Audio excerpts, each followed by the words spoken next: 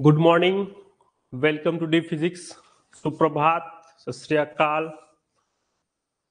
चला तर सेटच्या पेपर 1चं हे पहिलं लेक्चर आहे.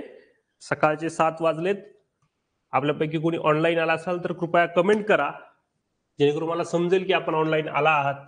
आणि आजच्या पहिल्या लेक्चरला आपण सुरुवात करूया.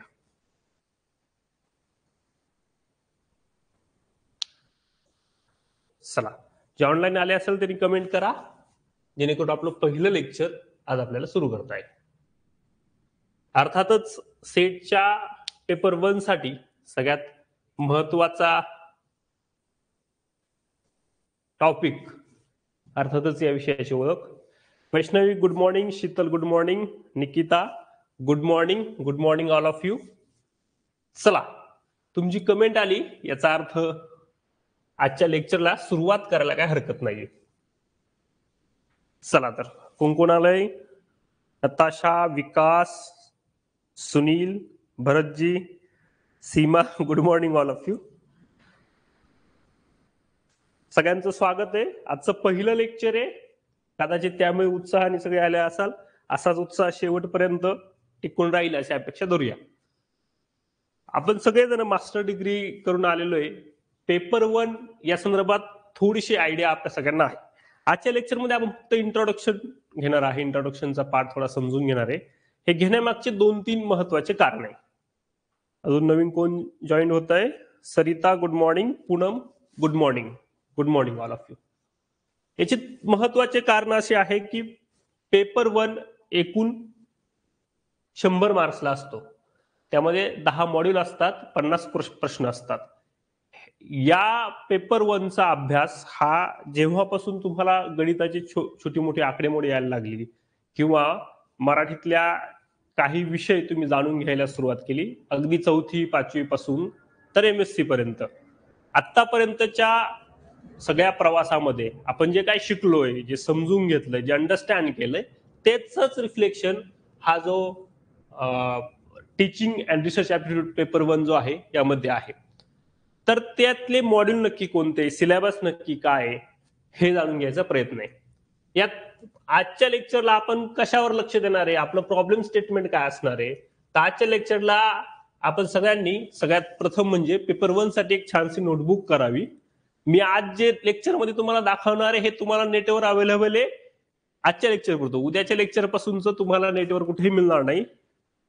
कदाचित काही भाग मिळेलही, पण काही पुस्तकांचा रेफरन्स घेऊन, काही नेट मधलं बघून, काही प्रिव्हियस इयर क्वेश्चन बघून आपण त्याचा स्टडी करून काही स्टडी मटेरियल बनवलंय, जे पहिल्या लेक्चर पासून म्हणजे उद्याच्या लेक्चर पासून आपल्याला मिळेल. तर आजच्या लेक्चरमध्ये आपल्याला काय करायचंय, पहिल्यांदा आपल्याला याचा जो सिलेबस आहे त्या सिलेबस बद्दल जाणून घ्यायचं. सिलेबस नक्की काय आहे, सिलेबसच्या टॉपिक कोणकोणते, त्या टॉपिक मधले आपल्याला कोणकोणते टॉपिक येतात, त्याचं स्टडी मटेरियल कुठून मिळवता येईल, आणि त्या टॉपिकसाठी आपल्याला अभ्यासाला पुढील 2 महिने किती वेळ द्यायचा आहे, याचं सगळं अंडरस्टँडिंग आजच्या लेक्चरमध्ये होणार आहे. तुम्हाला सगळी कल्पना आहे. 50 प्रश्न आहे, 10 मॉड्यूल आहे, एक प्रश्न 2 मार्काला आणि एकूण 100 मार्काचा हा पेपर असणार आहे. तर पहिल्यांदा आपण विषयाची ओळख करून घेऊ, काय काय आहे याच्यामध्ये. जसं तुम्हाला सगळ्यांना कल्पना आहे, हा जो पेपर आहे हा पर्टिक्युलरली विद्यापीठाने डिफाईन केले, सावित्रीबाई फुले पुणे विद्यापीठाने. हा कशासाठी घेतला जाणार आहे, to assess the teaching and research capability of the candidates. म्हणजे जो कॅन्डिडेट सहभागी होणार आहे त्याच्या टीचिंग, शिकवण्याच्या आणि संशोधनाच्या ज्या कॅपॅसिटीज आहे, क्षमता ज्या आहे, त्या जाणून घेण्यासाठी हा पेपर आहे. या पेपरमध्ये मी प्रयत्न करणार आहे इंग्रजी आणि मराठी दोन्ही याच्यामध्ये तुम्हाला नोट्स प्रोव्हाइड करू. तुम्हाला जे सोपं वाटेल, जे अंडरस्टँडिंगला खूप गरजेचं असेल, सगळा मॅटर हा अंडरस्टँडिंग वर आहे. तर दोन्ही भाषा असतील, मराठी आणि इंग्रजी. दुसरा आहे to possesses and exhibit cognitive abilities, ज्याला म्हणतात संज्ञानात्मक क्षमता, विच इन्क्लूड कॉग्निटिव्ह ॲबिलिटीज कोणकोणत्या जाणून घ्यायच्या आहे त्यांना आपल्या. पहिले आहे कॉम्प्रिहेन्शन, आकलन किती आहे पर्टिक्युलर कॅन्डिडेटचं. त्यानंतर आहे अनालिसिस, विश्लेषण किती करतो तो कॅन्डिडेट. एखादी गोष्ट त्याच्यासमोर आल्यानंतर तिची विश्लेषण क्षमता किती आहे ती जाणून घ्यायचं. मूल्यमापन, इव्हॅल्युएशन करणं त्या कॅन्डिडेटचं. Understanding the structure of argument, तर्काची रचना समजून घेणं. आता हे शब्द मी मुद्दामून या ठिकाणी टाकलेले आहे, संज्ञानात्मक क्षमता, आकलन, विश्लेषण, मूल्यमापन, तर्काची रचना. कारण हे शब्द वेळोवेळी या पेपरमध्ये तुम्हाला फेस करावे लागतील. त्याचा अर्थ नक्की काय आहे हे समजून घेणं गरजेचं आहे. कारण टीचिंग मेथड असेल किंवा रिसर्च मेथड असेल, त्याच्यामध्ये आर्ग्युमेंट्स, तर्क हा खूप महत्वाचा आहे, विश्लेषण खूप महत्वाचं आहे एखाद्या गोष्टीचं. तर त्या संदर्भातले हे महत्वाचे शब्द आहे. परत एक पाचवा टॉपिक जो आहे डिडक्टिव्ह अँड इंडक्टिव्ह रिझनिंग, म्हणजे अनुमानात्मक आणि प्रेरक तर्क. आता हे काय आहे, याचा अभ्यास नक्की कसा आहे ते आपण या पेपरच्या माध्यमातून समजून घेणार आहे. पण हे शब्द लक्षात ठेवा, कारण ऑप्शन मध्ये बऱ्याचदा असे शब्द आलेले असतात. त्यानंतर आहे to have a general awareness about teaching and learning process in higher education systems. म्हणजे शिकवत असताना, कारण ही प्राध्यापक पदाची पात्रता परीक्षा आहे राज्यस्तरावरची, त्याचबरोबर संशोधनासाठी हिचा उपयोग होतो. त्यामुळे त्या पर्टिक्युलर कॅन्डिडेटचं जनरल अवेअरनेस कसा आहे, कशाबद्दल, तर अध्यापन आणि अध्ययन पद्धती कुठल्या, तर उच्च शिक्षणातल्या, या संदर्भातली जाणून घेण्याचा प्रयत्न त्या पेपरच्या माध्यमातून होतो. They should be aware of interaction between people, environment, natural resources and their impact on the quality of life. म्हणजे पर्यावरणासंदर्भात त्यांची जागृती किती, नैसर्गिक संसाधनाबद्दल त्यांना किती माहिती, लोकांबद्दल किती माहिती आहे, याचा सगळा अभ्यास या पेपर 1 मध्ये असणार आहे. हे मी जे 4-5 मुद्दे आपल्याला सगळ्यांना सांगितले, याच्यामध्येच हे मॉड्यूल डिवाइड झालेले, 10च्या 10 मॉड्यूल. यातलं जो शेवटचं मॉड्यूल आपण जे स्टडी करणार आहे, अर्थात ते हायर एज्युकेशन सिस्टीम आहे, 9वं मॉड्यूल पीपल्स अँड एन्व्हायरमेंट आहे, पण त्याचा साधारणतः अंदाज आपल्याला येईल. इंट्रोडक्टरी पार्ट थोडं बघितल्यावर नक्की पेपर 1 मध्ये कसले प्रश्न असणार आहे, कसे कसे प्रश्न असणार आहे, कोणत्या उद्देशाने विचारले जाणार आहे, याचा अंदाज आपल्याला साधारणतः येतो. त्यानंतर आपण पहिलं युनिट बघूयात. पहिल्या युनिट मध्ये काय काय विचारलं जाईल त्याचं थोडंसं माहिती घेऊयात. नवीन कोणी आला असेल तर नक्की कमेंट करा. पहिलं युनिट आहे टीचिंग ऍप्टिट्यूड, अध्यापन अभियोग्यता. मला माहिती आहे आपल्यातील बरेच जण प्राध्यापक आहात, कोण कुठे शिकवत पण आहे, त्यांना याची खूप कल्पना आहे या युनिट संदर्भातली. पण ऍक्च्युली ज्यावेळेस प्रश्नपत्रिकेमध्ये प्रश्न विचारले जातात ते नक्की कोणकोणत्या मुद्द्यांवर असतील, पॉइंट्सवर असतील, ते पॉइंट समजून घेणं गरजेचं आहे. कारण यावरच आधारित प्रश्न असणारे, या एका युनिटवर 5 प्रश्न असणारे, जे 2 मार्काला विचारले जाणार. एकूण 10 मार्काचं एक युनिट आहे. ओके, हे पुन्हा पुन्हा लक्षात ठेवा. पहिल्यांदा आपण बघणार आहे या पहिल्या मॉड्यूलला, जे आपण उद्यापासून सुरू करतोय, टीचिंगची कन्सेप्ट नक्की काय असणार आहे, तिची ऑब्जेक्टिव्ह काय असणार आहे, लेव्हल ऑफ टीचिंग काय असणार आहे. आता लेव्हल ऑफ टीचिंग मध्ये पण खूप प्रकार आहे. म्हणजे प्रत्येक काय म्हणत्या, सायन्स मध्ये तर एक सायंटिस्ट येतो आणि एक थिअरी मांडतो. आर्ट्स किंवा हा जो विषय आहे, या विषयामध्ये वेगवेगळे लोक येतात आणि पॅरलल थिअरीज डिफाईन करतात. तर त्यातली particularly memory, understanding and reflective ही जी लेव्हल ऑफ टीचिंगचा प्रकार आहे, त्याच्याविषयीच स्टडी करणार आहे आणि त्याच्याविषयीचेच प्रश्न पेपर 1 ला विचारले जाणार आहे. लेव्हल ऑफ टीचिंगचे इतर जे प्रकार आहे त्याविषयी कोणताही प्रश्न विचारला जाणार नाही. कॅरेक्टरिस्टिक्स अँड बेसिक रिक्वायरमेंट्स या संदर्भातही प्रश्न विचारले जाऊ शकतात. त्यानंतर टीचिंग हा पहिला मॉड्यूलचा पहिला पॉइंट आहे. याचा आपण पूर्ण स्टडी करणं, यात जे पॉइंट्स दिले त्या पॉइंटचा सगळा थिअरी आपण जाणून घेणार, त्याशी निगडीत असलेले प्रश्न पण जाणून घेणार. त्यानंतर आहे लर्नर्स कॅरेक्टरिस्टिक्स, अध्ययन करता म्हणता येईल किंवा विद्यार्थी म्हणता येईल, त्याच्या कॅरेक्टरिस्टिक्स काय. आता इथं म्हटलं त्यांनी characteristic of adolescent and adult learner, म्हणजे प्राथमिक शाळेत असलेला विद्यार्थी आणि माध्यमिक शाळेत असलेला महाविद्यालयीन विद्यार्थी, याच्यामधल्या कॅरेक्टरिस्टिक्स कशाच्या बेसिसवर बघायच्या आहे, तर अकॅडमिकच्या बेसिसवर त्यांच्यामधला डिफरन्स स्टडी करायचा आहे. सामाजिक दृष्ट्या, सोशल दृष्ट्या त्याच्यामध्ये काय डिफरन्स आहे तो बघायचा आहे. इमोशनली तो किती फरक असतो, आणि कॉग्निटिव्ह त्याच्या ॲबिलिटीज, प्राथमिक शाळेत असताना आणि महाविद्यालयीन शाळेत असताना असणारे बदल, हे लर्नर्स कॅरेक्टरिस्टिक्स मध्ये आपल्याला स्टडी करायचे आहे. त्यानंतर इंडिव्हिज्युअल डिफरन्सेस. आता तुम्ही नवीन शैक्षणिक धोरण बघितलं असेल किंवा आत्ताच्या युगामध्ये जसं असं म्हटलं जातं की पर्सनलाइज मेडिसिन नावाचा प्रकार आहे, तसा पर्सनलाइज टीचिंग नावाचा प्रकार आहे. कारण लर्नरच्या कॅरेक्टरिस्टिक जे आहे ते इंडिव्हिज्युअल डिफरन्सेस, त्याच्या प्रत्येकाच्या शिकण्याच्या पद्धतीमध्ये, समजून घेण्याच्या पद्धतीमध्ये, अंडरस्टँडिंगच्या लेवलमध्ये फरक असतो. त्यामुळे अध्यापनाच्या पद्धतीमध्येही वेगवेगळे बदल होतात. तर ते काय असणार आहे ते आपण बघणार आहे. त्यानंतर बघणार factors affecting teaching related to.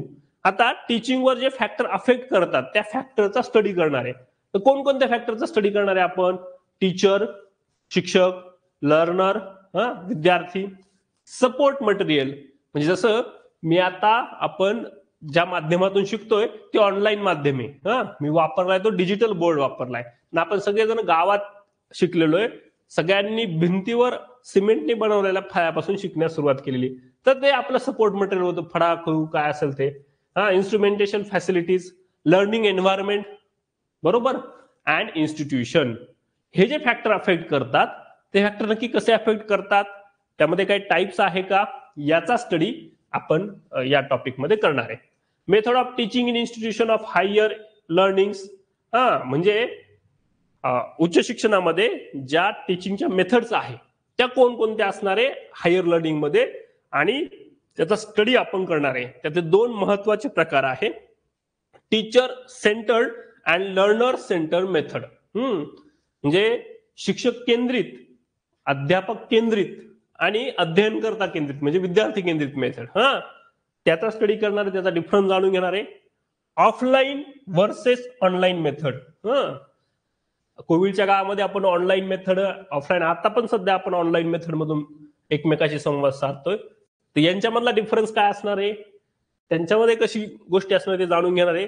हे जाणत असतानाच आपण स्वयंप्रभा, मॉक्स म्हणजे हे गव्हर्नमेंटचे काय शैक्षणिक चॅनल्स आहेत, ती चॅनल्स नक्की काय, त्याची स्थापना केव्हा झाली, त्याच्यावर कोणत्या प्रकारचा कंटेंट दाखवला जातो, असे प्रश्न त्यामध्ये असणार आहे. त्यानंतर असणार आहे टीचिंग सपोर्ट सिस्टीम. आता टीचिंग सपोर्ट सिस्टीम मध्ये पण 3 प्रकार साधारणतः येतात. एक आहे ट्रॅडिशनल मेथड, जसं गुरुकुल पद्धत होती, सगळ्यांना कल्पना आहे. त्यानंतर मॉडर्न मेथड, आजची मॉडर्न मेथड, आणि आयसीटी म्हणजे इन्फॉर्मेशन टेक्नॉलॉजीवर जी डिपेंडंट मेथड आहे तिच्यावरची टीचिंग सपोर्ट सिस्टीम आपण बघणार आहे. आपण टीचर्स बद्दल बघितलं, स्टुडंट बद्दल बघितलं, अल्टिमेटली सगळ्यात शेवटी महत्व असतं इव्हॅल्युएशन सिस्टीम. जसं elements and types of evaluation in choice based credit system higher education, computer based testing evaluation, असं जे वेगवेगळ्या प्रकारच्या इव्हॅल्युएशन मेथड आहे, मूल्यमापनाच्या पद्धती आहे, त्या नक्की कोणकोणत्या आहे, त्यातले फरक काय आहे. यामध्ये बऱ्याच काही सायंटिस्ट म्हणता येईल किंवा तत्वव्यक्त्यांनी काही डेफिनेशन्स दिले आहेत. त्या डेफिनेशनच्या आधारेही प्रश्न विचारले जातात, ते पण आपल्याला बघावे लागणार आहे. तर असा पण एक इव्हॅल्युएशन सिस्टीमचा एक मॉड्यूल याच्यामध्ये असणार आहे. त्यानंतर दुसरं महत्वाचं युनिट येतं, ते येतं रिसर्च ऍप्टिट्यूड, संशोधन अभियोग्यता. आपल्यातले बहुतेक लोक संशोधनही करत असणार आहे. तर रिसर्च मध्ये काय काय विचारलं जातात, कोणकोणते टॉपिक आपल्याला कव्हर करायचे. पहिले म्हणजे रिसर्चचा मिनिंग काय. आता मिनिंग आपल्या सगळ्यांना माहिती आहे, पण ज्यावेळेस ऍक्च्युली आपण हे मॉड्यूल स्टडी करतो त्यावेळेस वेगवेगळे सायंटिस्ट वेगवेगळे मिनिंग सांगतात, त्यांच्या डेफिनेशन्स याच्यामध्ये प्रामुख्याने असतात. टाइप्स आहे रिसर्चचे. सायन्समध्ये आपण वेगळ्या प्रकारे रिसर्च करतो. आर्ट्समध्ये सर्वे सिस्टीम असते, सर्वे घेतला जातो, त्यातून अनालिसिस केलं जातं. 4 रेफरन्स बुक घेतले जातात, त्याहून अनालिसिस केलं जातं. सायन्समध्ये प्रत्यक्ष प्रयोग केले जातात, काही प्रयोगशाळेतले प्रयोग असतात, काही थेरॉटिकल असतात, काहींचा अप्रोच वेगळा असतो. असं सगळे टाइप्स आणि त्याच्या कॅरेक्टरिस्टिक्स आपण बघणार आहे. Positivism and post positive approach to research, हे पण आपण बघणार आहे. हे नक्की काय आहे, त्याचा अर्थ काय होतो. मेथड ऑफ रिसर्च, जसं आपण आता थोडीशी चर्चा केली, एक्सपेरिमेंटल रिसर्च असतो, डिस्क्रिप्टिव्ह असतो, हिस्टॉरिकल रिसर्च असतो, क्वालिटिव्ह अँड क्वांटिटेटिव्ह मेथड्स. हे जे मी पॉइंट्स तुम्हाला सांगतो, या पॉइंटच्या बाहेर या विषयातलं दुसरं काही विचारलं जाणार नाही. त्यामुळे हे पॉइंट्स असणं, माहीत असणं खूप गरजेचं आहे, कारण याच्याशी निगडीत असलेले प्रश्नच विचारले जाणार आहेत. तसं बघितलं तर रिसर्च ऍप्टिट्यूड मध्ये खूप साऱ्या गोष्टींचा अंतर्भाव होतो, इन्क्लूड होतात, परंतु त्यावर विचारलं जाणार नाही. ज्या डिफाईन केलेले पॉइंट्स आहेत त्यावरच विचारलं जाणार आहे. नंतर स्टेप्स ऑफ रिसर्च, ते पण आपण स्टडी करणार आहे. थेसिस अँड आर्टिकल रायटिंग, आपल्यातल्या बहुतेक लोकांनी थेसिस लिहिलेला आहे, आर्टिकल्स लिहिलेले, त्याचा format and style of referencing हे पण बघणार आहे. थिसिस कसा लिहिला जातो, ऍब्स्ट्रॅक्ट नक्की कुठं असतो, कन्क्लुजन नक्की कुठं असतं, बरोबर आहे की नाही. परत आपण रेफरन्सेस देतो, रेफरन्सेस का द्यायचे असतात, ते कुठे लिहितात, इथपासून अशा छोट्या मोठ्या गोष्टी याच्यामध्ये इन्क्लूड असणार आहे. त्याचाही स्टडी आपण याच्यामध्ये करणार आहे. Application of ICT in research म्हणजे माहिती संप्रेषणाचा, म्हणजे आपण जे आयटी फील्ड म्हणतो किंवा आता जे माहिती तंत्रज्ञान आहे त्याचा वापर रिसर्चमध्ये नक्की कसा केला जातो, त्याच्या आधुनिक मेथड्स काय आहे. आपल्यामध्ये बरेच लोक डेटा मायनिंग करतात, डेटा अनालिसिस करतात, आता एआयचा वापर करतोय आपण, बऱ्याच वेळा क्लाउड वापरतोय रिसर्चसाठी. आणि शेवटी रिसर्च इथिक्स, नैतिक मूल्य रिसर्च संदर्भातली, त्याचाही स्टडी याच्यामध्ये करायचा आहे. कारण आपल्यातले बरेच जण संशोधन करतात, रिसर्च इथिक्स बद्दल त्यांना वेगळं काही सांगायची गरज नाही. त्यामुळे याचा एक स्टडी असणार आहे. युनिट 2 मध्ये रिसर्च ऍप्टिट्यूड मध्ये हे सगळे पॉइंट्स आपण कव्हर करणार आहे. याच्याशी निगडीत थिअरी बघणार आहे, कोण कोण काय म्हणतं ते पण बघणार आहे आणि त्याचे पॉइंट्स आपण घेणार आहे. तिसरं युनिट आहे, सगळ्यात सोपं युनिट आहे हे, कॉम्प्रिहेन्शनचं, आकलनाचं. A passage of text be given, question be ask from the passage to be answered. उतार्यावरील प्रश्न. अगदी 4थी 5वी पासून इंग्रजीच्या विषयामध्ये हमखास येणारा प्रश्न म्हणजे उतार्यावरील ते प्रश्न. उतारा दिलेला असायचा, उतार्यावरून प्रश्न लिहायचे. नक्की ते कसं असणार आहे या युनिटचा शक्य झालं तर आपण स्टडी करणार आहे, किंवा काही PYQs पण आपण याचे घेऊ, किंवा काही संडे टेस्ट मध्ये आपण तुम्हाला देऊ, जेणेकरून याचा सराव होईल, त्याचा आपल्याला फायदा होणार आहे. हे तिसरं युनिट होणार आहे. 4थं युनिट आहे संवाद कौशल्य, त्याला म्हणायचं कम्युनिकेशन. आता कम्युनिकेशन मध्ये काय असणार आहे, त्याचं मिनिंग काय, कम्युनिकेशनचे टाइप्स कोणकोणते, त्याचे कॅरेक्टरिस्टिक्स ऑफ कम्युनिकेशन काय असणार आहे, याचा स्टडी होणार आहे. आता इफेक्टिव्ह कम्युनिकेशन करायचं असेल ते व्हर्बल अँड नॉन व्हर्बल असणार आहे, इंटरकल्चरल असणार आहे आणि ग्रुप असणार आहे. व्हर्बल आपण म्हणतो शब्दातून बऱ्याचदा बोलतो, नॉन व्हर्बल असतं. इंटरकल्चर म्हणजे दोन संस्कृतींमध्ये कम्युनिकेशन, म्हणजे मी तुम्हाला नमस्कार केला तर हा पण सुद्धा एक कम्युनिकेशनचा टाईप आहे. हात हलवले हा सुद्धा एक कम्युनिकेशनचा टाईप आहे. ते काय असतं, काही ग्रुपमध्ये, ग्रुप म्हणजे आपण थोडस लक्षात घेतलं तर ट्रायबल ग्रुपमध्ये पण कम्युनिकेशनचे वेगवेगळे प्रकार आहे. अशा ज्या सगळ्या गोष्टी त्यामध्ये येणार आहे. इंटरकल्चर, बरं का, इंटरकल्चर दोन संस्कृतींमध्ये असलेलं कम्युनिकेशन. नंतर ग्रुप कम्युनिकेशन जे आपण वर्गामध्ये बऱ्याचदा करतो. क्लासरूम कम्युनिकेशन, ग्रुप कम्युनिकेशन कदाचित वर्गात चर्चा करताना, वर्ग चालू नसताना. क्लासरूम कम्युनिकेशन वर्ग चालू असताना, म्हणजे शिकवत असताना. बॅरियर्स टू इफेक्टिव्ह कम्युनिकेशन, एखादं चांगलं कम्युनिकेशन आहे ते चांगलं इफेक्टिव्ह करायचं असेल तर त्याच्यामध्ये काही बॅरियर्स असतात. त्या बॅरियर्स नक्की कोणकोणते असतात त्याचा आपण स्टडी करणार आहे. मास मीडिया अँड सोसायटी, त्याचा पण आपण स्टडी करणार आहे. मास मीडिया म्हणजे नक्की काय, त्याच्या डेफिनेशन्स विचारल्या जातात, त्याचे प्रकार विचारले जातात. त्याचं सोसायटी म्हणजे आजचं तुम्ही बघितलं असाल तर सोशल मीडिया हा पूर्वी कसं माध्यम फक्त काही ठराविक मीडिया इंडस्ट्रीच्या हातात होती, पण आता प्रत्येक जणाच्या हातात माध्यम आहे. युट्यूब असेल, वेगवेगळ्या प्रकारचे सोशल मीडिया प्लॅटफॉर्म असेल, त्याच्यामुळे सोसायटीमध्ये खूप मोठे चेंजेस होतात. ते चेंजेस नक्की काय होतात, त्यातले काही मोठे थंब रूल्स आहे का, ते पण आपण बघणार आहे. हे नुसते एक एक नाव जरी असलं तरी याच्यामागे खूप सारा डेटा आहे. तो डेटा नक्की काय असणार आहे आणि सेटच्या दृष्टीने महत्वाचं काय त्याचा आपण स्टडी करणार आहे. 5वं महत्वाचं युनिट आहे हा. हे जे 2 युनिट आहेत 5वे आणि 6वे, हे थोडेसे जरा कम्पॅरेटिव्हली बऱ्याच विद्यार्थ्यांना नवे असतील, काहींना त्याचा चांगला अभ्यास करा. एक आहे मॅथमॅटिकल रिझनिंग अँड ऍप्टिट्यूड, गणितीय तर्क आणि अभ्ययोग्यता.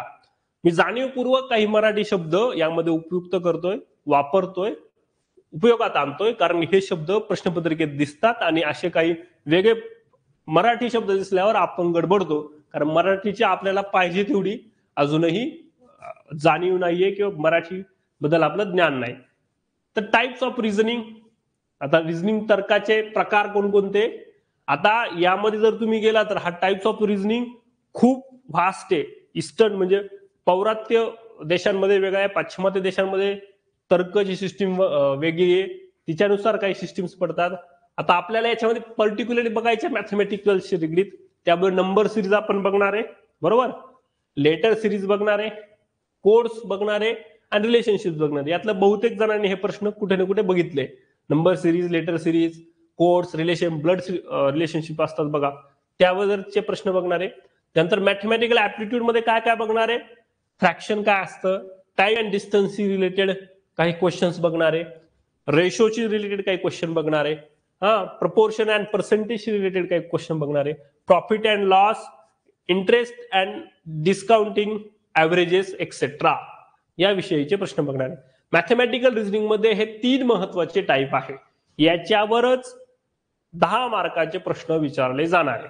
त्यामुळे तुम्ही आताही डिसाईड करू शकता कोणकोणत्या टॉपिकचा किती किती अभ्यास करायचा आहे किंवा प्रायोरिटी कशाला द्यायची. त्यामुळं तुमच्या अभ्यासाचा वेळ वाचेल किंवा तुम्हाला त्याचं नियोजन करता येईल जर तुम्हाला हा विषय माहीत झाला तर. त्यानंतर येतं लॉजिकल रिझनिंग, 6वं युनिट, तार्किक तर्क. आता हे जर असं डिस्क्रिप्टिव्ह मध्ये सांगितलंय.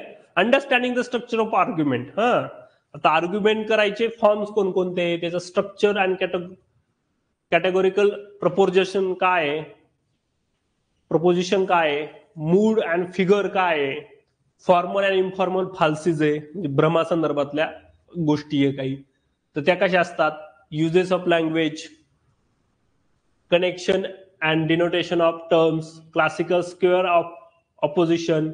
आता आर्ग्युमेंट जे आहे, तर्क जे आहे, ही काय आजची गोष्ट नाही. आपल्याला प्रामुख्याने वेस्टर्न फिलॉसॉफी शिकवली जाते.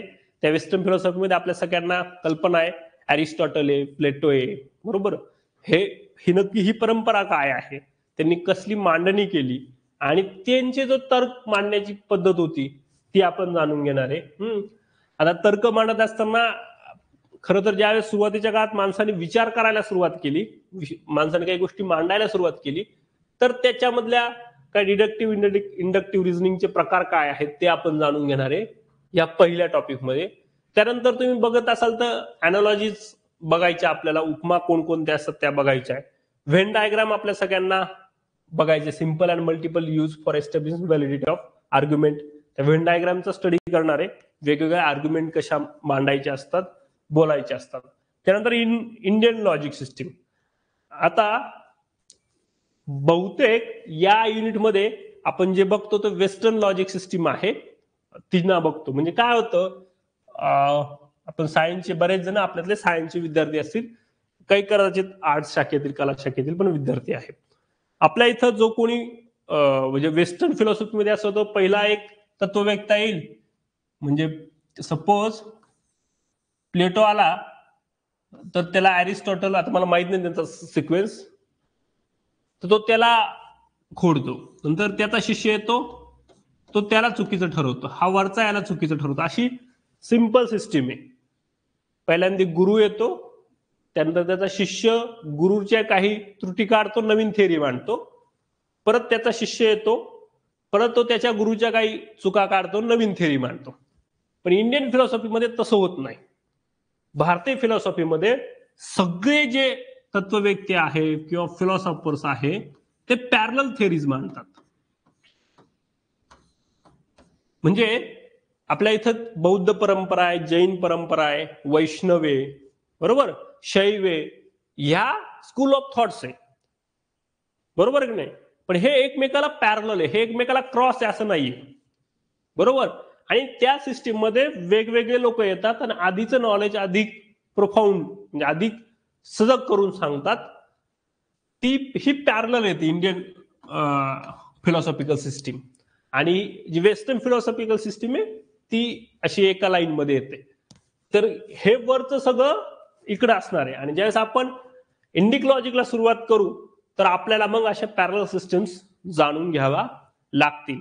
मग हे भारतीय तर्क पद्धत नक्की काय आहे, त्याच्या भारतीय तर्क पद्धत ही पूर्णतः ज्ञानाच्या याच्यावर आधारित आहे. ज्ञान, आता ज्ञानाची जर फोड करायला गेली तर आपण प्रत्येक वेळेस एव्हिडन्सेस असं नसतात, काही अनुमान असतात. इथं तुम्हाला प्रत्यक्ष दिसेल तर काही प्रमाण आहे. आपल्यातले जे लोक बरेच जण कीर्तनाला जर जात असेल तर महाराज बऱ्याच वेळा म्हणतात की मी प्रमाणाशिवाय बोलत नाही. मग तो सांगतो कुठलं प्रमाण घेतलंय, तर मग तो गाथेतलं घेतलंय. गाथा म्हणजे तुकाराम महाराजांची गाथा. ज्ञानेश्वरीतलं प्रमाण घेतलंय, गीतेतलं प्रमाण घेतलंय. तो कुठलं तरी प्रमाण घेतं. प्रमाण म्हणजे काय, पुरावा. पुरावा रेफरन्स म्हणा तुम्ही, पण तो कोणत्या आधारे घेऊ शकतो? एक असतं प्रत्यक्ष प्रमाण. तर्काशय म्हणजे एखादी गोष्ट मी प्रत्यक्ष, आता हे लॉजिकच आहे, ज्यावेळेस आपण शिकायला जातो अधिक डिटेल बघू, त्याला म्हणा परसेप्शन असं म्हणतो. त्यानंतर अनुमान लावणे, ज्या अर्थी मला इथं 29 लोक लाईव्ह दिसतात आहे, सॉरी 29 लोक लाईव्ह दिसतात, याचा अर्थ माझा अनुमान असा आहे की सगळ्याचे सगळं लेक्चर शांतपणे बघताय, कोणी झोपेत नाही किंवा वेगळं काही करत नाहीये. ओके, हा माझा अनुमान झाला. उपमान कॉम्प्रिहेन्शन, शब्द प्रमाण, आपण म्हणतो एखादी महत्वाची व्यक्ती बोलली त्याचा शब्द हा अंतिम आहे, शब्द प्रमाण त्याला व्हर्बल टेस्टिमनी म्हणतात. अर्थपत्ती आणि अनुपलब्धी, नॉन ऍप्रो, हे सगळं आपण बघणार आहे. नक्की काय आहे, त्याच्यामध्ये काय प्रश्न असतात ते आपण बघणार आहे. स्ट्रक्चर अँड काइंड्स ऑफ अनुमाना. आता अनुमानामध्ये पण वेगवेगळ्या प्रकारचे टाइप्स आहेत. एक आहे म्हणजे व्याप्ती, त्यांचं रिलेशन, इनव्हर्सिबल रिलेशन, अँड हेत्वाभास, फाल्सेस ऑफ इन्फरन्स. हे नक्की काय आहे आपण आपल्या लेक्चर मध्ये बघणार आहे, पण याच्या आधाराही आपल्याला काही प्रश्न असणार आहे, त्याचा आपण स्टडी करणार आहे. त्यानंतर 7वं युनिट येतं डाटा इंटरप्रिटेशन. डेटा इंटरप्रिटेशन तुमचा जो विचार असेल तो माहिती विश्लेषणाचं, त्याचे सोर्सेस, व्याप्ती, क्लासिफिकेशन ऑफ डेटा. बऱ्याचदा याच्यामध्ये ग्राफ्स असतात, वेगवेगळ्या प्रकारचा डेटा रिप्रेझेंट केलेला असतो, लाईन चार्ट असतो, बार चार्ट असतो, वेगवेगळ्या प्रकारचे चार्ट असतात, ते पण आपण स्टडी करणार आहे. क्वांटिटेटिव्ह आणि क्वालिटेटिव्ह डेटा बद्दल जाणून घेणार आहे. ग्राफिकल रिप्रेझेंटेशन, जसं आपलं आता बोलणं झालं, bar chart, histograms, pie chart, table chart and line chart and mapping of data, ह्या टाईपमध्येच प्रश्न विचारले जाणार. त्याचं इंटरप्रिटेशन काय करायचंय, डेटा अँड गव्हर्नन्स, म्हणजे डेटाचा शासन प्रणालीला कोणता फायदा होतो. आता सध्या आपल्या सगळ्यांना माहिती, मराठा आरक्षणासाठी एक सर्वे जो गोखले इन्स्टिट्यूट ऑफ इकॉनॉमिक्स, म्हणजे गोखले इन्स्टिट्यूट सगळ्यांना माहिती आहे, गोखले राज्यशास्त्र व अर्थशास्त्र संस्था पुणे यांनी काही प्रकारचे प्रश्न तयार केले आणि ते राज्य सरकारच्या एम्प्लॉईजला दिले. ते जाऊन सगळे डेटा गोळा करताय, त्याच्या आधारे शासन प्रणाली जी आहे, शासन जे आहे एका विशिष्ट निष्कर्षापर्यंत पोहोचेल, त्यासाठी तो डेटा कलेक्ट करायचं काम चाललंय. कारण हाच डेटा सादर करून तुम्हाला न्यायालयामध्ये काही गोष्टी मांडता येतील, तर न्यायालय तुमचं ते प्रमाण मानेल आणि त्या आधारे मग निकाल कदाचित देऊ शकतात. असा सगळा तो प्रकार आहे. तर डेटाचं महत्व खूप गरजेचं आहे.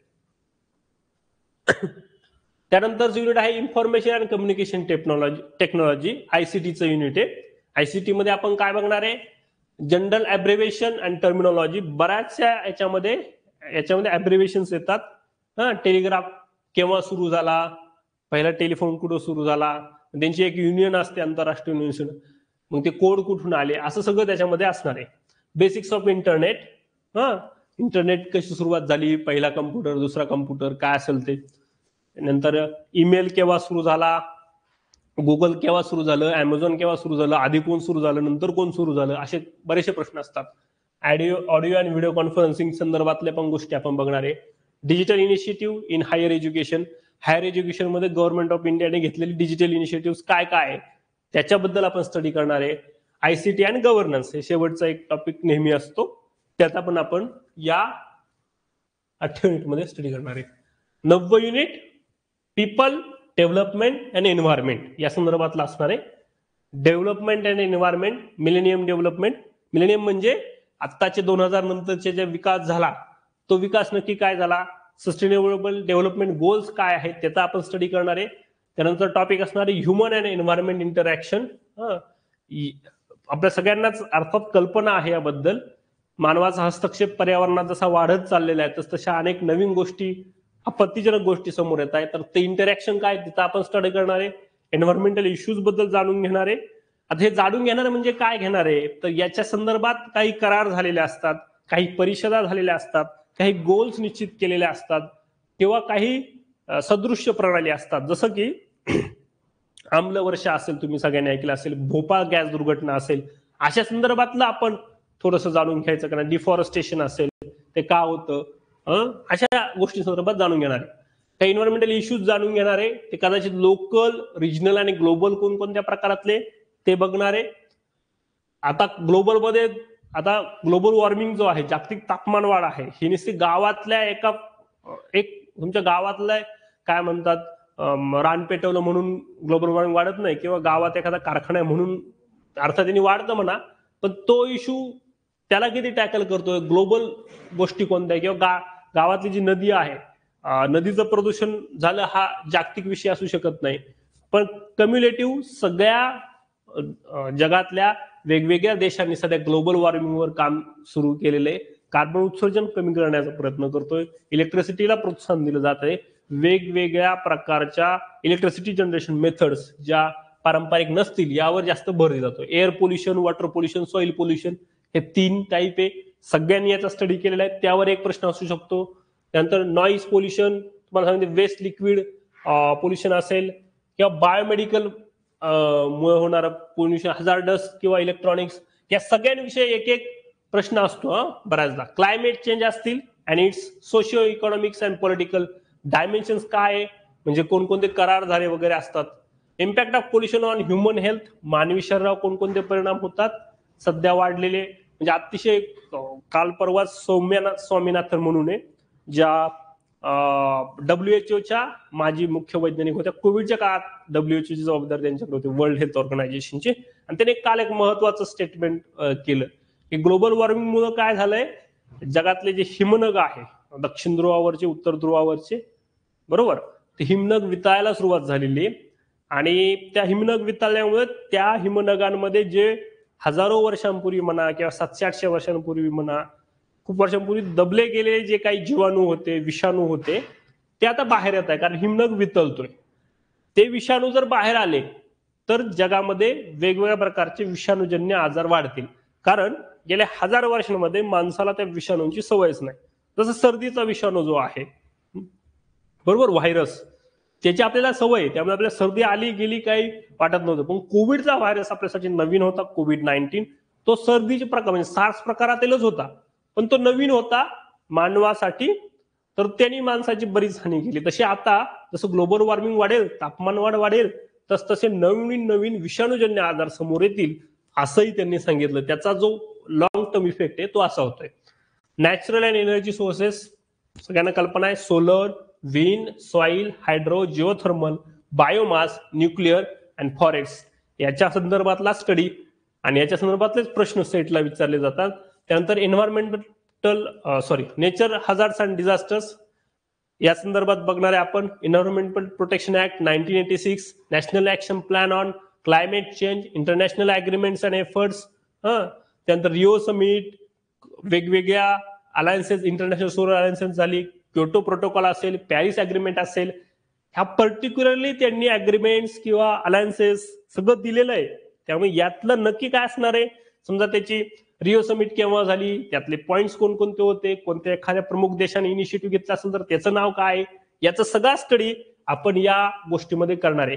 क्योटो प्रोटोकॉल मधनं की ते प्रोटोकॉल काय, सस्टेनेबल डेव्हलपमेंट गोल्स काय, SDG ते किती प्रकारचे, कारण काही वर्षांपूर्वी ते 12 होते, आता ते जवळजवळ 32 का 37 आहे SDG, त्याचा आपण स्टडी करणार आहे. आणि सगळ्यात शेवटचं युनिट आपलं जे असणार आहे ते आहे the higher education system, system of higher learning and education in ancient India.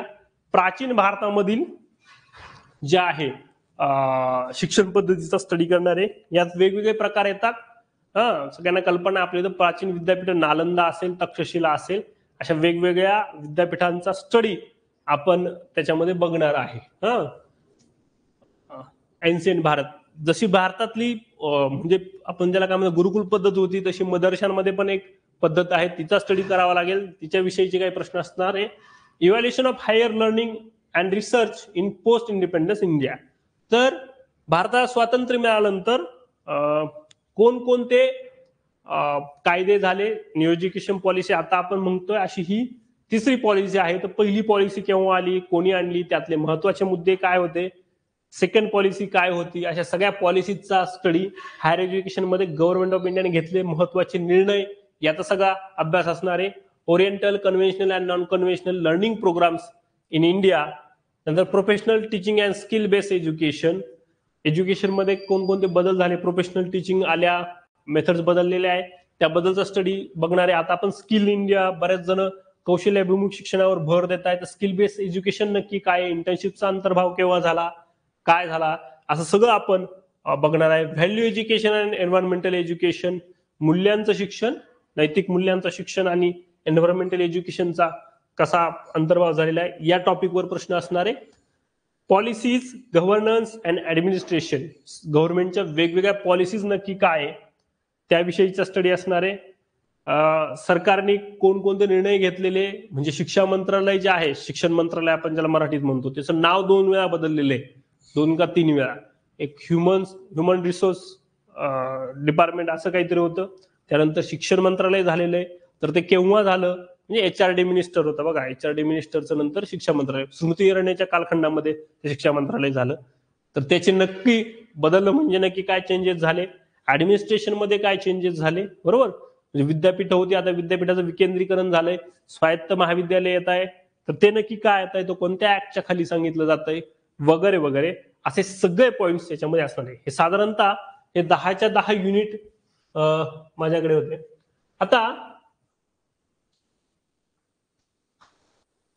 आपण सगळ्यात लक्षात काय घ्यायचं आजच्या छोट्या छोट्या लेक्चर मधून, मी का हे पहिलं इंट्रोडक्शनचं लेक्चर घेतलंय. पहिलं म्हणजे आपल्याला पेपर 1चा ऑब्जेक्टिव्ह क्लिअर होणं गरजेचं आहे. म्हणजे आपल्याला ती माहित पाहिजे नक्की पेपर 1 घेतला कशासाठी जातोय, प्रश्न कोणत्या अँगलने विचारले जाते. तर पहिलं त्याचा उद्देश आपल्याला माहित करून घेतला. आपण दुसरं काय माहित करून घेतलं, मार्क्स किती असतील आणि नंबर ऑफ क्वेश्चन किती असतील. तर एका मॉड्यूलला पुन्हा पुन्हा सांगतोय 5 प्रश्न विचारले जातील, एक प्रश्न 2 मार्काला, याप्रमाणे एकूण 10 मार्काचं एक मॉड्यूल असणार आहे, बरोबर. असे 10 मॉड्यूल म्हणजे 10 मल्टिप्लाय 10, 100 मार्काचा प्रश्न. सिलेबस काय आपण बघितला पटपटपणे. तुम्हाला हा जर सिलेबस उपलब्ध असेल तर मी आपल्या ग्रुपवर PDF टाकेल, किंवा तुम्ही नेटवर जरी टाकलं ना MH सेट सिलेबस, तुम्हाला ही PDF सहज मिळेल. त्या PDF मध्ये डिटेल्स अभ्यासक्रम दिलेला आहे. त्यानंतर आपल्याला एक बघावं लागणार आहे, जे कदाचित सिलेबस मध्ये अंतर्भाव नाहीये पण ज्याच्यावर प्रश्न विचारले जाऊ शकतात, ते आहे न्यू एज्युकेशन पॉलिसी, नवीन राष्ट्रीय शैक्षणिक धोरण 2020. त्याचा आपण स्टडी, त्यावरचं एक लेक्चर आपण साधारणतः घेणार आहोत. तर उद्यापासून आपण पहिल्या मॉड्यूलला सुरुवात करणार आहे, ते म्हणजे आहे टीचिंग ऍप्टिट्यूड. आता मी काय काय रेफर करतो मी तुम्हाला सांगतो, म्हणजे जेणेकरून तुम्हालाही सोपं पडेल. पहिलं म्हणजे आपण काय करणार आहे, प्रत्येक टॉपिक जो आहे टीचिंग ऍप्टिट्यूडचा, आता हा जो टॉपिक आहे हा प्रत्येक स्टडी करणार आपण, टीचिंग मधल्या हे सगळे पॉइंट्स कव्हर करणार, लर्नर्स कॅरेक्टरिस्टिक्स मधले हे सगळे पॉइंट्स कव्हर करणार. हे सगळे पॉइंट्स कव्हर करण्यासाठी काय केलंय मी 2-3 पुस्तकं रेफर्स केलेली. एक म्हणजे तुम्हाला सांगायला हरकत नाही, मराठीमध्ये के सागर यांचं पुस्तक आहे, हिंदी इंग्रजीमध्ये अरिहंतचं इंग्रजीमध्ये पुस्तक आहे. के सागर आणि अरिहंत हे मी प्रामुख्याने बघितले. सांगायचं म्हणजे के सागर, अरिहंत, आणि या व्यतिरिक्त आपण काय केलंय, प्रिव्हियस इयर क्वेश्चन पेपर जे आहे ते सगळ्या घेतल्या, साधारणतः 2012-13 पासून आपण सगळे घेतले, ते अवेलेबल आहे. त्यावर प्रश्न कोणकोणते विचारले गेले त्याचं आयडेंटिफिकेशन केलं, आणि त्या दृष्टीनं सिलेबस जास्तीत जास्त कॉम्प्रिहेन्शनली कोणता योग्य असेल असं स्टडी करून एक PPTs मी तयार केलेलं आहे. त्या माझ्याकडे तयार पण आहेत. त्या PPTs वाईज आपण स्टडी करणार आहे. पहिलं थिअरी घेणार, ओके. त्यामध्ये आता काही डेफिनेशन्स असतील, समजा characteristics of adolescent and adult learner, ह्या 2 कॅरेक्टरिस्टिक्स वेगवेगळ्या आहेत, तर त्याची थिअरी घ्यावंच लागेल थोडीशी.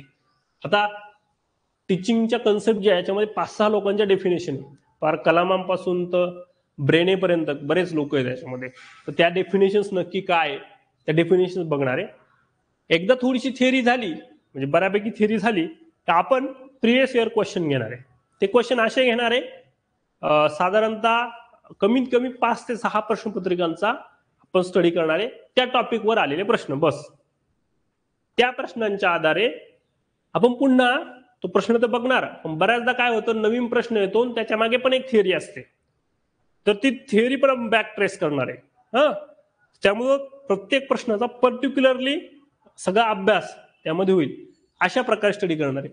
आता आजच्या लेक्चरमध्ये तुम्ही काय करायचंय, पहिलं म्हणजे आता तुम्ही सिलेबस आयडेंटिफाय करायचा आहे, त्यातले टॉपिक आयडेंटिफाय करायचे, त्यातले तुम्हाला काय काय येतंय काय काय येत नाही हे आयडेंटिफाय करायचं, त्या दृष्टीनं स्वतःच्या अभ्यासाला सुरुवात करा. तुमच्या रोजचं अभ्यासाचं जे शेड्यूल आहे त्या शेड्यूलमध्ये निदान अर्धा पाऊण तास पेपर 1 साठी द्या. त्यातल्या एक एक टॉपिकचा स्टडी करा. आपण लेक्चरमध्ये रोज तर घेणारच आहे, आपण थिअरी पण घेणार आहे आणि त्यामागचं सगळं जे काय प्रिव्हियस इयर क्वेश्चन पेपर आहे तिचा आपण स्टडी घेणार आहे. तर असं सगळं आयडेंटिफाय करून ठेवा. आय होप की तुम्हाला आजच्या लेक्चरमध्ये इंट्रोडक्शन तरी क्लिअर झाले असेल. पेपर 1 ला कसा सिलेबस असणार आहे, काय असणार आहे. पुढील काही सेकंदामध्ये तुमचे काही प्रश्न असतील तर तुम्ही नक्की विचारा, ते प्रश्न आपण लगेच कव्हर करूया. टीचिंग ऍप्टिट्यूड मध्ये आपण उद्या टीचिंग कन्सेप्ट बद्दल स्टडी करू आणि थोडं पुढे जायचा प्रयत्न करू. आज मला मात्र इथेच थांबायचं कारण इंट्रोडक्शनचा पार्ट जो मला तुम्हाला सांगायचा होता तो सगळा झालाय. या व्यतिरिक्त आय थिंक काही नाहीये. याच्या स्लाइड्स किंवा याचे जे पीडीएफ्स आहे ना ते तुम्हाला उपलब्ध होतील, याचा प्रयत्न आपण करूयात. Vikaji thanks for comment. एक करत राहायचं. ही जी मेथड असेल तुम्ही टीचिंग मेथडमध्ये शिकाल, दोन एक असते म्हणजे ना शिक्षक निस्ता शिकवत असतो ज्याला व्याख्याता पद्धत म्हणतात, फक्त यायचं व्याख्यान द्यायचं जायचं. दुसरं असतं इंटरॅक्टिव्ह मेथड. तुम्ही कमेंट केली का मी त्याला रिएक्शन देणार, हा ते आपलं इंटरॅक्शन असेल. तुम्हाला काही प्रश्न पडला असेल पटपट टाईप करायचं, पटपट कमेंट करायची, आपण घेऊ. स्वप्नजाचा प्रश्न आहे, लिस्ट प्रोव्हाइड करू शकणार का ज्यामध्ये ऑथर्स किंवा विद्वानांनी स्टेटमेंट दिले आहेत, देऊ शकते. ऑब्विसली स्वप्नजा आपण ज्या म्हणजे आता मी पीपीटी आणली नाहीये सोबत, टीचिंग ऍप्टिट्यूडची पीपीटी तुम्हाला दाखवली असते लगेच. त्याच्यामध्ये डायरेक्ट म्हणजे जर कोणी काही डेफिनेशन दिलेले असतील वेगवेगळ्या तर त्या लिहिलेल्या आहे, याची डेफिनेशन अशी आहे. जर तू डेफिनेशन संदर्भात बोलत असेल तर ऑथरमध्ये जशी मी 2 पुस्तकं सांगितली, मी अरिहंतचं एक रेफर करतो, ते डायरेक्ट याच्यासाठी असतं पेपर 1 नेट सेट गेट असं काहीतरी लिहिलेलं आहे त्याच्यावर. आणि दुसरा मी रेफर करतोय ते आहे के सागरचं सेट साठीचं पेटसाठीचं पुस्तक. तिसरं मी इंटरनेटवर खूप सर्च केलंय वेगवेगळ्या ठिकाणून, कारण हा सिलेबस तर विद्यापीठ देत आहे पण त्यातले काही टॉपिक अजूनही काही सर्च करून आपण माहिती केली, असं करून तो पूर्ण एकत्र करून आपण आणलेले. ज्ञानेश काय विचारताय, रायटिंगसाठी टाइम भेटणार का लेक्चरमध्ये? आपण तसं करूयात रायटिंगसाठी ना, कारण याचं एक लक्षात आलं, मागल्या वर्षी आमचा अनुभव असा होता, मी मुलांचा वेळ वाचा म्हणून पीपीटी आणायचो आणि बोलत पुढं जायचो. तर बऱ्याचदा काय व्हायचं, विद्यार्थी लिहित नव्हते आणि मग त्यांचा पाहिजे तसा स्टडी होत नाही. तर तुम्हाला शक्य तेवढ्या नोट्स काढायचा प्रयत्न करा. आपण थोडं स्लो घेऊ. हा इंट्रोडक्शनचा पार्ट होता, याची पीडीएफ तुम्हाला मिळते किंवा मी पण ग्रुपवर टाकेल, त्याचा काय प्रॉब्लेम नाही. तर प्रयत्न करायचं जेवढं इम्पॉर्टंट आहे तेवढं लिहा, शॉर्ट नोट्स काढायला शिका. त्याच दिवशी कदाचित दुसऱ्या दिवशी तुम्हाला त्या विषयाची पीडीएफ मिळेल, तर ती पीडीएफ घेऊन पुन्हा तुमचा सिलेबस रेक्टिव्ह पहिली एक वही करा. त्यानंतर सरिताचा प्रश्न आहे, सर किती लेक्चर मध्ये आपला पेपर कव्हर होईल म्हणजे परत रिव्हिजन करायला वेळ मिळेल? 1 month मध्ये होईल का सर? ओके, प्रश्न चांगला आहे. विषय असा आहे की पेपर 1 जो आहे ना, हा खरंच फिजिक्स किंवा आपण जे विषय शिकतो ना तसा नाही. म्हणजे मी शिकवलं सपोज, तर यामध्ये काय महत्वाचं आहे, तुम्ही सराव केला, तुम्हाला टॉपिक माहित असले म्हणजे तुम्ही प्रश्न टॅकल करू शकता असं नाहीये. या विषयामध्ये टॉपिक माहित असली तर पाहिजेच, थिअरी माहित असली पाहिजे, त्याचबरोबर तुमची त्या प्रश्नाकडे लॉजिकली बघण्याची मेथड विकसित करणं, तुमची जो आपला मेन ऍप्टिट्यूड आहे, तुमची रिझनिंग, तुमची लॉजिकल थिंकिंग प्रोसेस डेव्हलप करणं ती खूप गरजेची आहे. ती झाली तर तुम्ही सराव केला काय नाही केला काय इट्स डझंट मॅटर. पण प्रत्येक प्रश्न सॉल्व्ह करत असताना, प्रत्येक थिअरी घेत असताना आपली लॉजिकल ॲबिलिटीज कशा वाढतील, तार्किक क्षमता कशी वाढेल हे आपण बघू प्रश्नागणिक, आणि त्यानंतर आपल्याला थोडासा अंदाज येईल. कारण हा पेपर 1 तसा बघितला ना तर तुम्ही म्हणशाल, म्हणजे तुमच्यातल्या आपल्यातल्या बऱ्याच जणांचे काही काही कोर्सेस आहे याच्यावर. म्हणजे आता हे जी मी एज्युकेशनचं हायर एज्युकेशन सिस्टीम मधले हे बीएड ला कदाचित असेल, मोठे मोठे हे, किंवा आपण एन्व्हायरमेंट पेपर जे एमएससी इन एन्व्हायरमेंट सायन्स करतात त्यांचा सिलेबस आहे अख्खा, बरोबर. तर हा खूप वास्ट आहे, याला काय हे नाही. पण यातले जे महत्वाचे टॉपिक ते कव्हर करू, प्रयत्न करू, लवकरात लवकर संपवू आपण, जेणेकरून तुम्हाला रिव्हिजनला वेळ मिळेल. पण हे संपवण्यामागं माझा पर्टिक्युलर उद्देश असा असतो की त्या प्रश्नाची प्रश्न विचारला तर त्याच्याविषयीची लॉजिक कसं अप्लाय करायचं, तुमची त्याची तार्किक क्षमता काय असेल, तुमची थिंकिंग प्रोसेस काय असेल, तुम्हाला टॅकल कसं करायचंय, ती जी ॲबिलिटी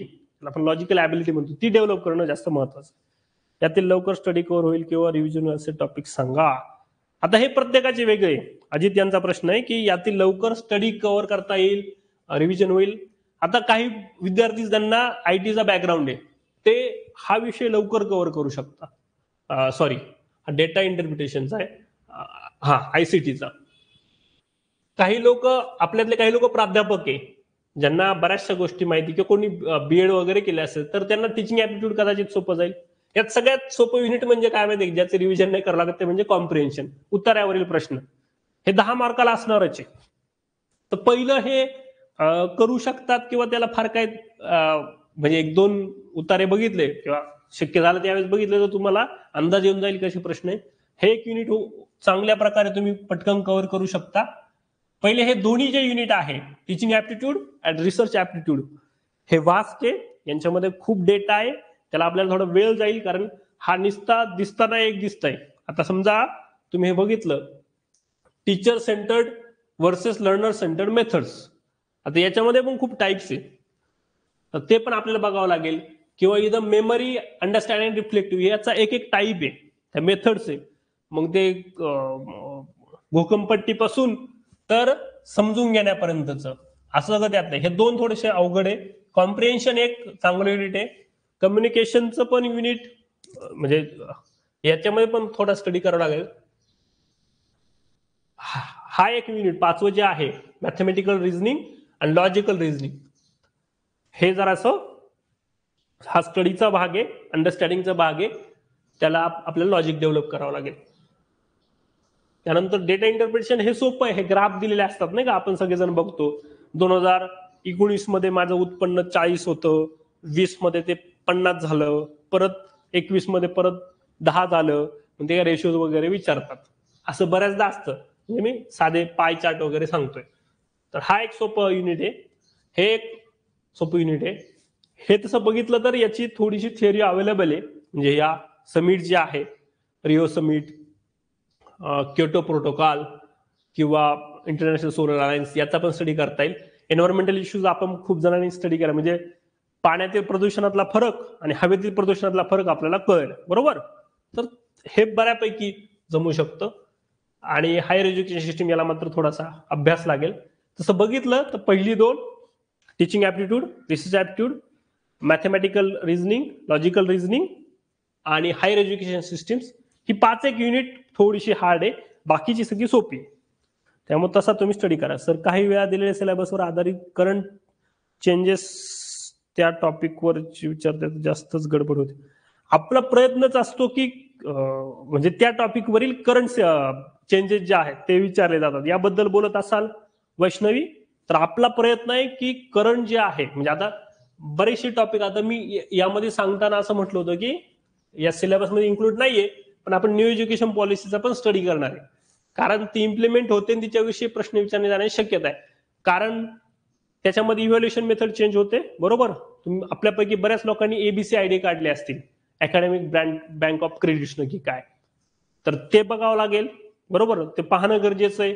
तो ऍक्ट केव्हा आला, त्या ऍक्टमध्ये कोणकोणते बदल शिकवलेले.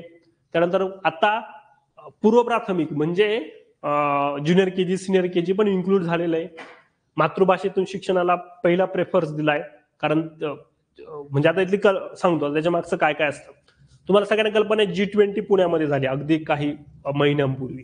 तर G20 पुण्यात जी पर्टिक्युलर झाली ती एज्युकेशन संदर्भातली होती, आणि ती मी कव्हर करायला होतो. इथला मेन जो टॉपिक काय होता माहिती का, कारण त्या G20 मध्ये त्याच्या G20 व्हायच्या काही वर्ष आधी किंवा आता पण बऱ्याचदा त्या विषयावर बोललं जातं, जे इंडियन कॉन्टिनेंट असेल किंवा ज्या देशांमध्ये इंग्रजीचा अतिरेक झाला, ज्यांची मातृभाषा इंग्रजी नाहीये पण इंग्रजीमध्ये शिकण्यास प्रवृत्त केलं गेलं, असे सगळे देश असतील. भारत असेल, बांगलादेश असेल, त्यानंतर इकडे खाली नेपाळ असेल किंवा खाली श्रीलंका, बरेच देश आहेत ज्याच्यामध्ये, म्यानमार वगैरे, त्याला साऊथ एशियन कंट्रीज असं म्हटलं जातं. त्या कंट्रीजमध्ये असं झाल्यामुळं काही जे मुलं 10वी किंवा 12वीला गेले, त्यांचा स्टडी झाला, त्या मुलांची कॉग्निटिव्ह ॲबिलिटी किंवा त्यांची जी काय म्हणते आकलन क्षमता जी आहे ती फार कमी असल्याचं निदर्शनास आलं. आकलन क्षमता कमी आली म्हणजे काय, जर मी त्यांना म्हटलं एखाद्या म्हणजे तो इंग्लिशमध्ये शिकलेला मुलगा पटपट इंग्रजी बोलायचा पण त्याला अंडरस्टँडिंग नव्हती. म्हणजे मी जर त्याला म्हटलं की फॉर एक्झाम्पल लेट अस से माझा जो दरवाजा आहे तो माझ्या खिडकीच्या दुप्पट आहे, तर त्याला समजत नसायचं खिडकीच्या दुप्पट म्हणजे नक्की किती, किंवा एखादी इन्स्ट्रक्शन दिली तर त्याला समजत नसायची. तर त्यांची कॉग्निटिव्ह ॲबिलिटी किंवा आकलन क्षमता कमी असल्याचं लक्षात आल्यामुळं त्यावर रिसर्च झाला ना, असं लक्षात आलं की त्या मुलांना त्यांच्याच मातृभाषेतून निदान प्राथमिक शिक्षण दिलं पाहिजे. तसं झालं तर त्यांची आकलन क्षमता म्हणा, तार्किक क्षमता ती विकसित होते आणि मग ते मुलं पुढं रिसर्च करू शकतात. असं त्याचं अनालिसिस होतं.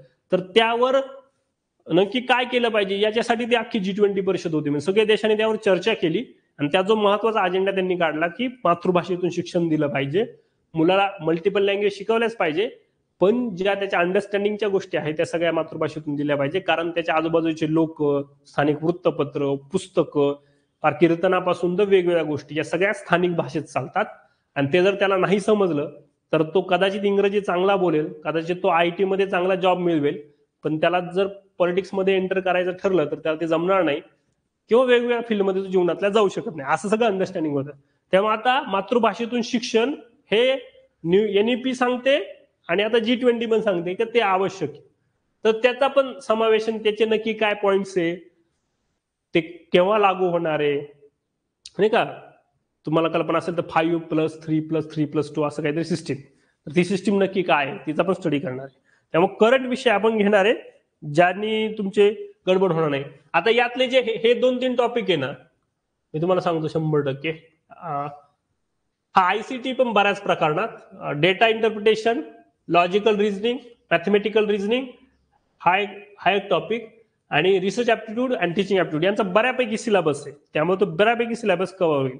पण बरेचसे उरलेले जे टॉपिक आहे, हायर एज्युकेशन सिस्टीम्स असतील, पीपल्स एन्व्हायरमेंट असेल, ह्या टॉपिकला मात्र आपल्याला करंट गोष्टींवर भर द्यावा लागेल. बरोबर, ते आपण करूया. तर तुम्ही टॉपिक घ्या, टॉपिक वाईज जसं अजित जाधव सांगताय की त्यातले जे सोपे तुमच्या आधी ते तुम्ही डिफाईन करा, त्याचा स्टडी तुमच्या वेळेत करून टाका. रेग्युलर तर आपण कव्हर करणार आहे. तुम्हाला या प्रत्येक पॉइंटनुसार सिलेबस मिळेल, डेटा मिळेल, प्रश्न पण सॉल्व्ह करून घेतले जाईल आणि संडे टेस्ट मध्ये तुम्ही सराव पण कराल. त्यामुळं सगळं आम्ही कव्हर करायचा प्रयत्न करू. ते कव्हर होतं 100%, त्यात काय वाद नाही.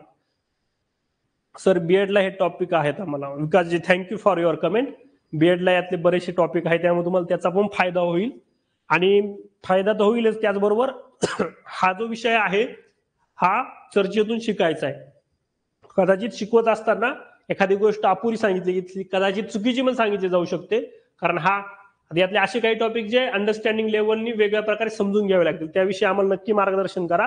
ज्यांचं या पेपरचा स्टडी झालेला आहे किंवा कोणी बीएडला आहे, त्यातले काही लोक एन्व्हायरमेंटचा स्टडी करत असतील, काही लोक वेगवेगळ्या विषयांचा स्टडी करत असतील, त्यांनी नक्की आम्हाला सांगा. आम्हाला सगळ्यांना त्याचा फायदा होईल. आपण सगळेजण चर्चा करून हा विषय शिकू, कारण हा विषय चर्चेतून शिकायचा. याचा डिफाईन सिलेबस नाहीये किंवा 25 प्रश्नपत्रिका सॉल्व्ह केल्या म्हणजे तुम्हाला लगेच सगळं येईल असाही यातला भाग नाहीये. चालतंय. या व्यतिरिक्त काही प्रश्न? रोज लेक्चर साधारणतः 7 वाजता सुरू होईल. एखाद दिवशी 5-1 मिनिटं पुढे मागे होईल, पण 7ला लेक्चर सुरू होईल. 7 ते माझा प्रयत्न चालला 7:15 पर्यंत आपलं लेक्चर निदान चांगलं कव्हर होईल. उद्या आपण टीचिंग ऍप्टिट्यूडला सुरुवात केली, ह्या टॉपिक पासून सुरुवात करणार आहे. आज मात्र आपण आता इथे थांबूयात. सगळेजण जॉईन झाले. आज किती लोक जॉईन झाले यांचा डेटा माझ्याकडे आहे. प्रत्येक लेक्चर तुम्ही करत जा. माझ्या मते सकाळच्या वेळेत काही हरकत नसावी सगळ्यांना लेक्चर अटेंड करायला. आणि या काही सूचना असतील, काही बदल असतील, काही चुका असतील, काही त्रुटी असतील तर नक्की कळवा. तुमचे इनपुट आम्हा सगळ्यांना महत्वाचे ठरणार आहे, कारण हा एकत्रित स्टडी करायचा विषय आहे. आपल्यापैकी खूप लोक ज्येष्ठ आहात, काहींना माहित पण आहे यातले डिटेल्स, ते नक्की शेअर करा. नेटच्या लेक्चर नंतर पुन्हा भेटू. ओके प्रतीक, आलात का तुम्ही? बरं झालं. चला, सगळ्यांचं स्वागत. Please comment. मी नेटच्या लेक्चरमध्ये सांगितलं मी थिएटरचा आर्टिस्ट आहे. नाटकात कसं लाईव्ह परफॉर्मन्स असतो, लाईव्ह रिप्लाय असतो. चांगलं वाटलं लोक टाळ्या वाजवतात, शिट्ट्या वाजवतात, वाईट वाटलं तर उठून निघून जातात. तसला प्रकारे पिक्चर सारखं आपलं नाहीये, सिनेमा सारखं तो शूट करायचा, मग पडद्यावर दाखवायचा मग लोक रिॲक्शन देणार असा काही प्रकार नाही. त्यामुळे तुम्ही रिॲक्शन द्या, आपण पुढे जात राहू. चला तर मग थांबायचं आज इथे. उद्या या लेक्चर पासून सुरुवात करणार आहे आपण टीचिंग ऍप्टिट्यूड, अध्यापन अभियोग्यता. उद्या 7 वाजता. चलो गुड बाय, भेटूयात उद्या 7 वाजता.